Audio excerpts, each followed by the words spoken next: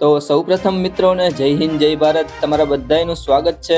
તો આજના મુખ્ય સમાચારોમાં આપણે જાણીશું ગુજરાત માટે વરસાદની આગાહી, સરકારે બદલ્યા ટોલના નિયમો, મહિલાઓને દર મહિને મળશે 3000, ગુજરાતમાં દારૂબંધીના નિયમોમાં ફેરફાર, સોના અને ચાંદીના ભાવમાં વધારો, એ સાથે ફ્રીમાં આધાર કાર્ડ અપડેટ કરવાની છેલ્લી તક।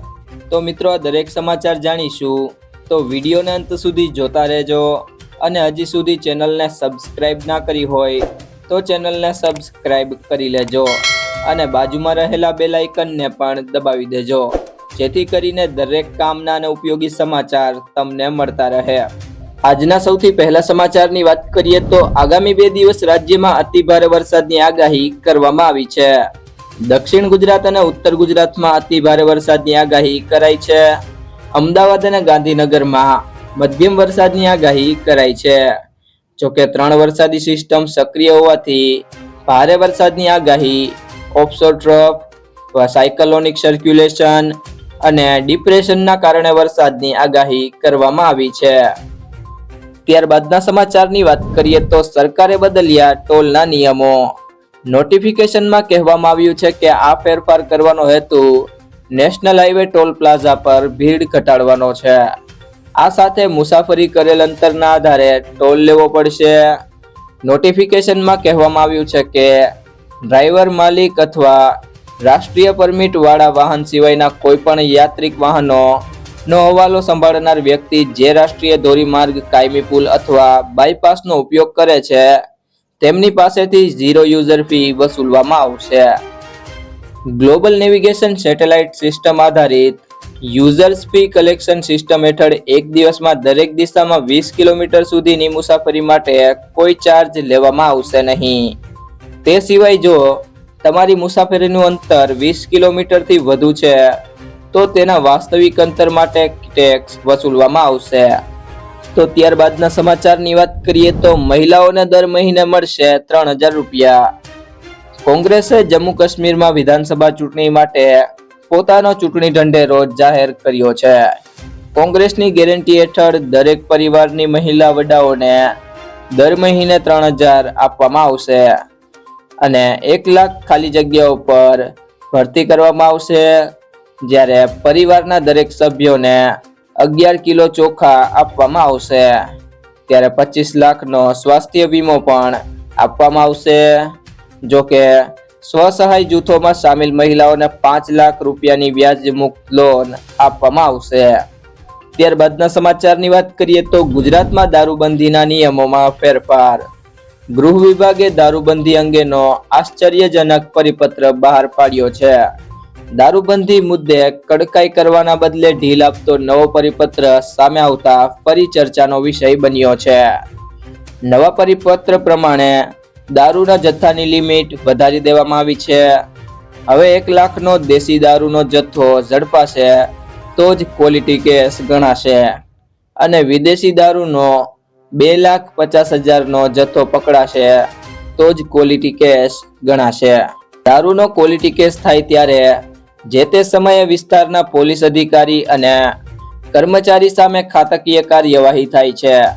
અગાઉ દેશી દારૂ ₹15,000નો પકડાતો તો ક્વોલિટી કેસ ગણાતો હતો, તેમજ વિદેશી દારૂ ₹25,000નો જથ્થો પકડાતો તો અગાઉ ક્વોલિટી કેસ ગણાતો હતો, પરંતુ તે રકમ હવે વધારી દેવામાં આવી છે। ત્યારબાદના સમાચારની વાત કરીએ તો સોના અને ચાંદીના ભાવમાં થયો વધારો। ગઈકાલે સોના અને ચાંદીના ભાવમાં વધારો જોવા મળ્યો છે। 24 કેરેટ સોનું 432 રૂપિયા મોંઘું થઈને પ્રતિ 10 ગ્રામનો ભાવ 72,022 રૂપિયા થયો છે, જ્યારે 22 કેરેટ સોનું 65,972 રૂપિયા પ્રતિ 10 ગ્રામ પર પહોંચ્યું છે।